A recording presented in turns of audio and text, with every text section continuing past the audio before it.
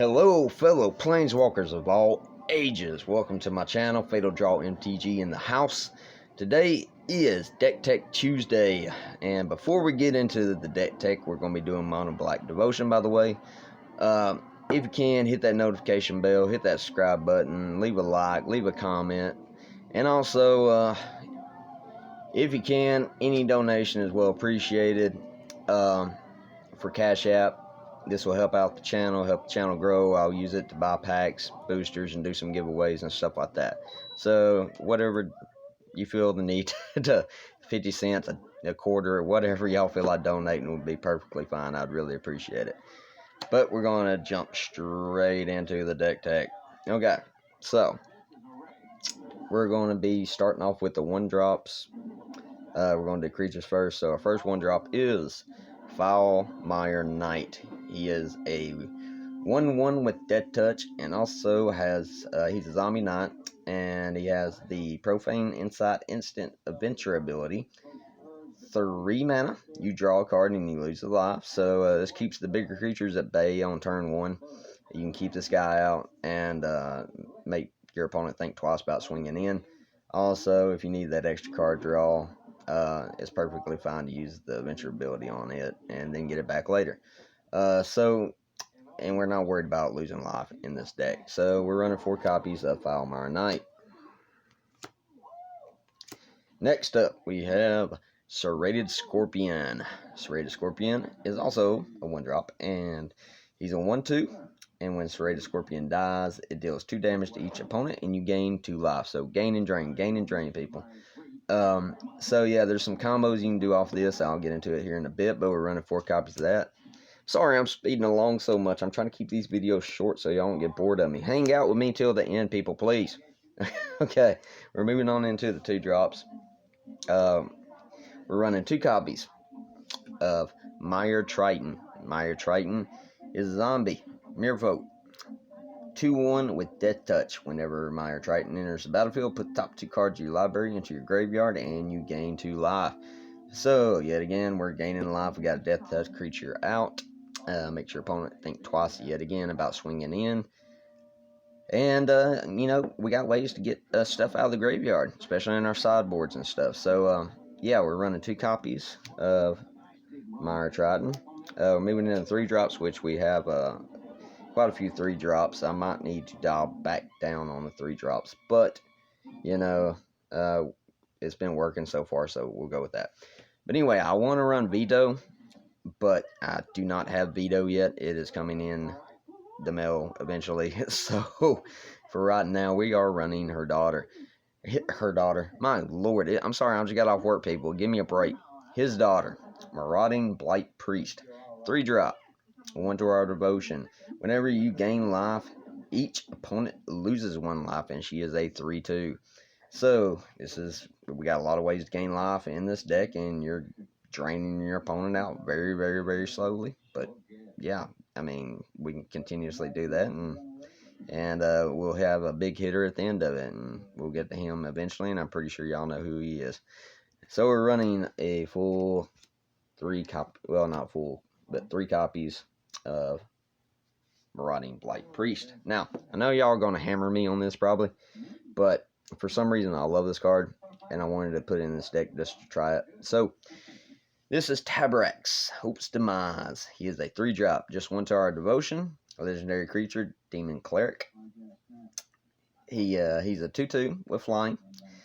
Tabrax has lifelink, and as long as you have 5 or more counters on it, whenever another non-token creature you control dies, put a +1 counter on Tabrax. If that creature was a cleric, you may draw a card. If you do, you lose 1 life. Now, we're obviously not running a whole lot of clerics in here. We do have Marauding Black Priest that's a cleric, but it is a little bit easier to get to them 5 counters than what you think of. They're going to have to waste their kill spells on this before it gets out of hand. Also, there's a flying that gets above and go ahead and you know, spike them in the air a little bit. And we also got ways to put counters on him aside from our creatures dying. So we're running 2 copies of Mr. Tabrax. Moving on to one of my favorite cards from Throne of Eldraine, probably my favorite card from Throne of Eldraine. and that is Murderous Rider. 2 to our devotion. He is a 3-drop. 2/3 with lifelink. Whenever Murderous Rider dies, put it in the bottom of your library. So the mill decks are going to have a little hard time getting rid of Murderous Rider. And yes, we got Andy Griffin in the background, people. Deal with it. I'm joking. But it also has the Swift End Instant Adventure ability, which is destroy target creature or planeswalker. You lose 2 life. We're not worried about losing life in this because we got ways just to gain way more than we need. So you can take out pretty much anything creature-wise or planeswalker-wise right there and still be able to play Murderous Rider as a creature for 2/3 with lifelink. So we're running 4 copies of Mr. Murderous Rider. Next up, this card kind of took me over. I was going to run, well, let me do this real quick. And I'll show you what I'm talking about. Okay. Only running 1 of these, and I was going to run 3, but Hunted Nightmare. Hunted Nightmare is a 3-drop, 2 to our devotion, 4/5 with Menace. And when he enters the battlefield, target opponent puts a death touch counter on a creature they control. The only reason why I'm running 1 of these is because I just do not like that death touch counter getting put on a creature they control. They could double block this, and then there goes our big boy right there. So I only run 1 copy. I might bump it up to 3 later, but right now I got 2 replacements for that. So only running 1 of those, but yeah, very good card, by the way. I actually do like that card. But we are running the 2 Grim Dancers that was going to be the Hunted Nightmares, but Grim Dancer kind of took me over a little bit. I liked it. I don't know, it's just the flavor text on it. And he is a 3-drop, 2 to our devotion, a 3/3. And when Grim Dancer enters the battlefield, you get your choice for 2 different counters to put on it.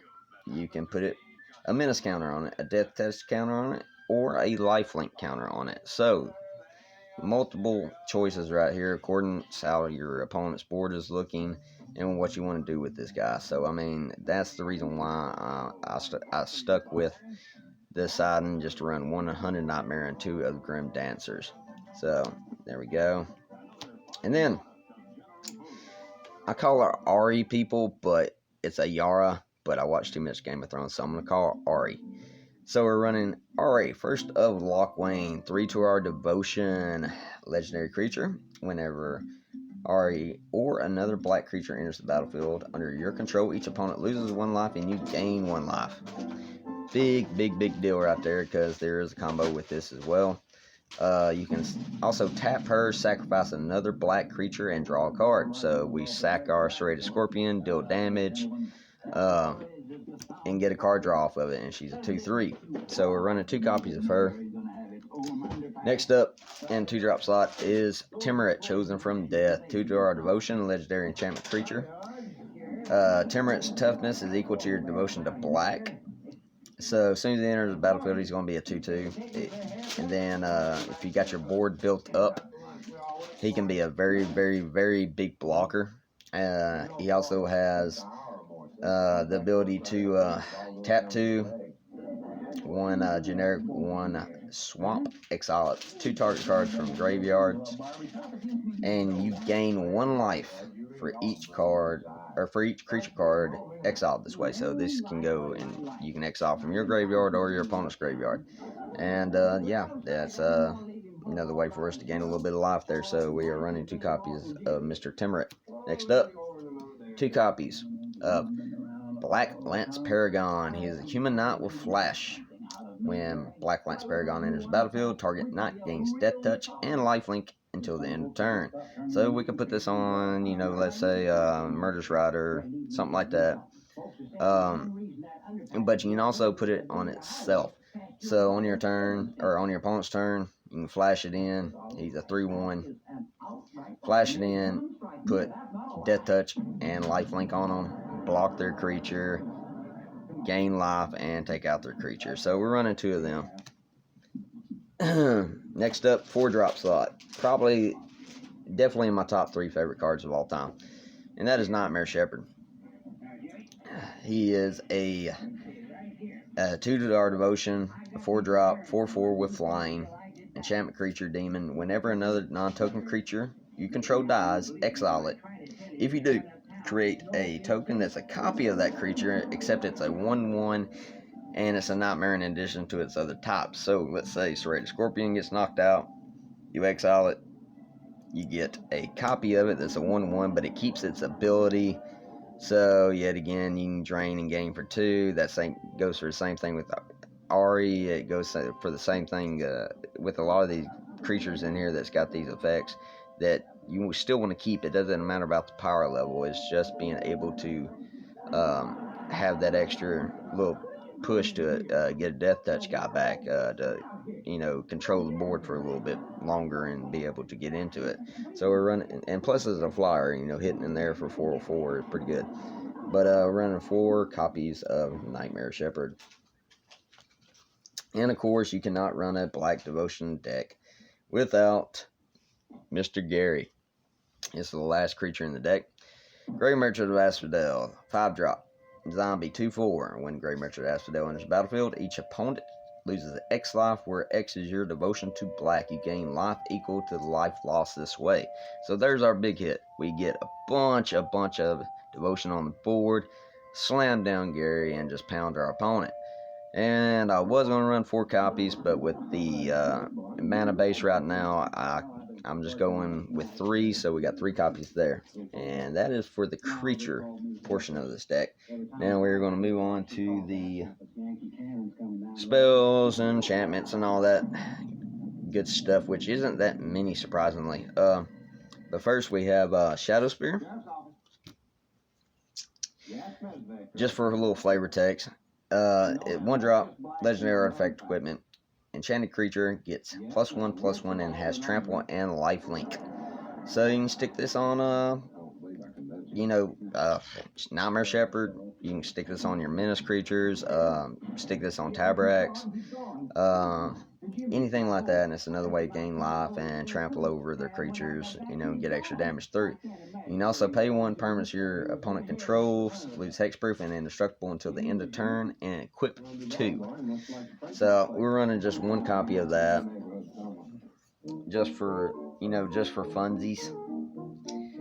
Next up, we have 1 copy of Heartless Act. 2-drop.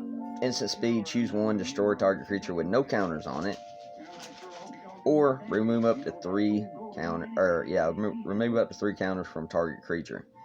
I was going to do a lot, Drag to the Underworld, but this is just, or more Drag to the Underworld, but this is just in case you ain't got creatures on board. It's a good way to get rid of your opponent's big dude right there. So running 1 copy there. Running 1 copy of Unexpected Fangs. This is instant speed, 2-drop, put a +1 counter and a lifelink counter on target creature. So stick this on Tabrax. And then he's already got a lifelink, and stick it on a Nightmare Shepherd, stuff like that, or your menace creatures. Yet again, it's just a little flavor text, just a little fun little combat trick to go with it. So run 1 copy there. Next up, Drag to the Underworld. Of course, I was going to run a couple more copies in here, but our land base has got a couple ways to get rid of creatures too. So Drag to the Underworld is 2 generic, 2 black, but instant speed. This spell costs X less to cast, where X is your devotion to black, which we will have that. So you'll be casting this for 2 the majority of the time, and it just destroys target creatures. So running 1 copy there. We're running 1 copy of Call of the Death Dweller. Sorcery speed, return up 2 target creatures from your graveyard, total mana cost 3 or less. From your graveyard to the battlefield, put a death touch counter on either of them, then put a menace counter on either of them. So that's a good way to get stuff back from our graveyard, get back our Serrated Scorpions, and it says up 2 target creatures. So you can actually just get back Ari or anything like that, as long as it's 3 or less. So yeah, running 1 copy there. And then for the last bit of our spells, our enchantments and spells and all that good stuff, is Bastion of Remembrance. 3-drop. enchantment. When Bastion of Remembrance enters the battlefield, you get to create a 1/1 white human soldier token. Whenever a creature you control dies, each opponent loses 1 life and you gain 1 life. So we don't mind getting rid of our creatures. We not really worried about it. We'll sack our own creatures.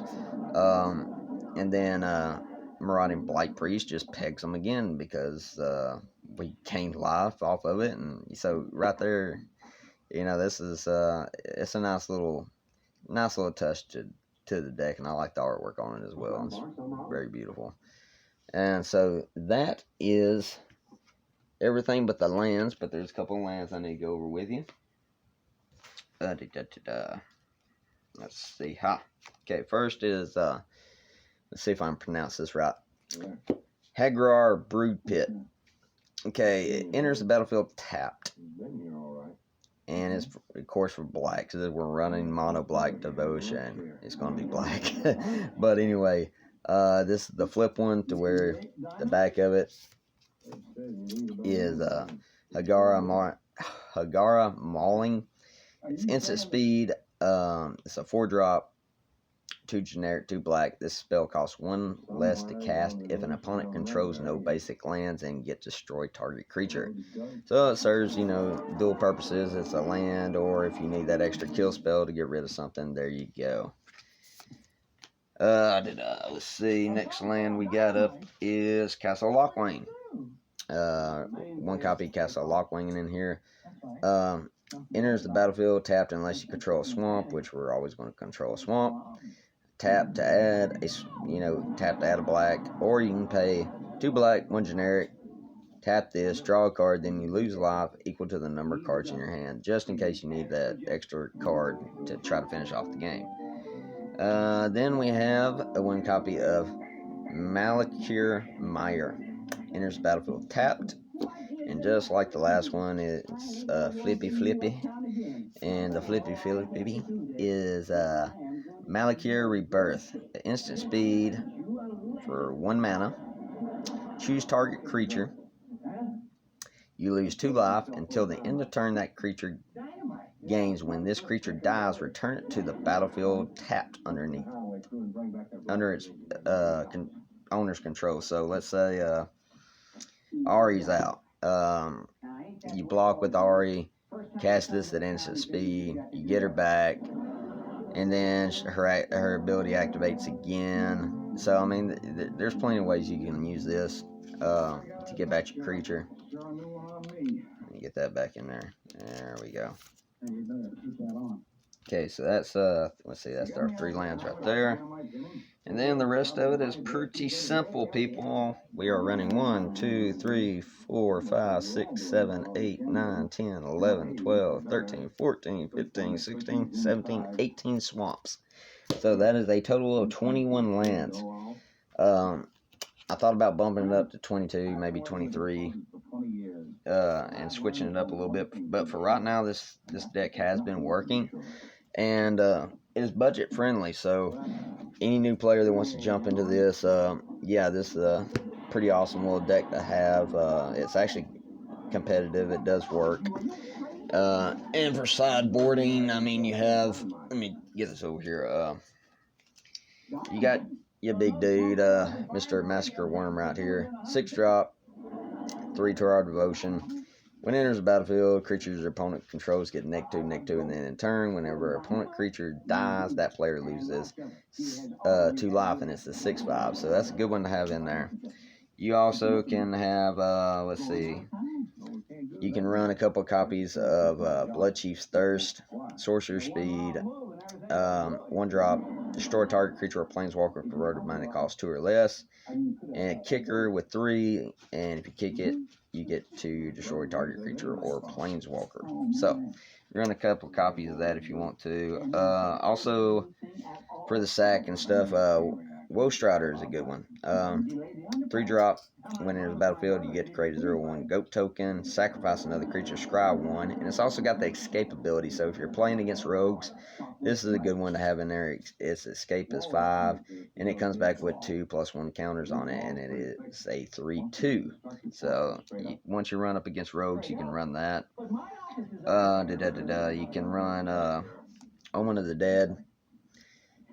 Enchantment, 1-drop flash. When Omen of the Dead enters battlefield, return target creature card from your graveyard to the hand. You can also tap 3, sacrifice it, and scry 2. So that's a good way to get your creatures back.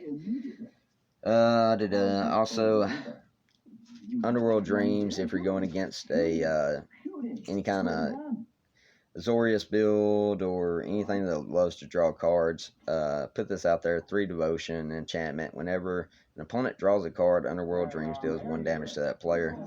That's a good little card to have in there for sideboard action. I like to run a couple extra copies of Drag to the Underworld in my sideboard. Let's see, Epic Downfall is another good one if you're going up against really big dudes. Exile target creature with converted mana cost 3 or greater. And let's see,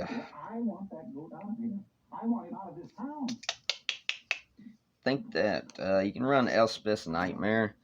Not the biggest fan of it, but it's a saga. Destroy target creature with power 2 or less. Second, they reveal your hand. You get to choose a non-creature land from that. That player discards it. And 3, exile target's opponent's graveyard, which can come in handy if they're running a deck to where they're going to be bringing stuff back from the graveyard. So yeah, that's another good one, I guess, to have in there.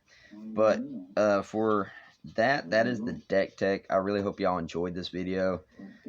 Please let me know what I can do to make my videos better.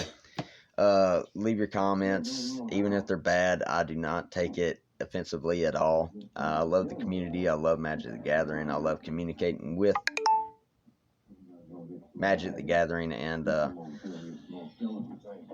it's just getting back into it. It's been fun, and I've been out the game for a while, and it feels like home again. So yet again, I appreciate it if you stuck around this long. I'm trying to make my videos shorter and shorter, but yes, every Tuesday we'll be doing a deck tech.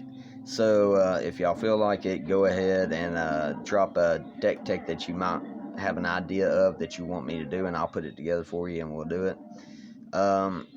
Also on Mondays, we'll do mono-colored Mondays, where I'll be doing mono-colored deck techs on Mondays. So I'm moving up a little bit, trying to do a little bit more, trying to get a couple more videos. Also, yet again, if you can, feel free to donate through Cash App, Fatal Draw MTG 2020.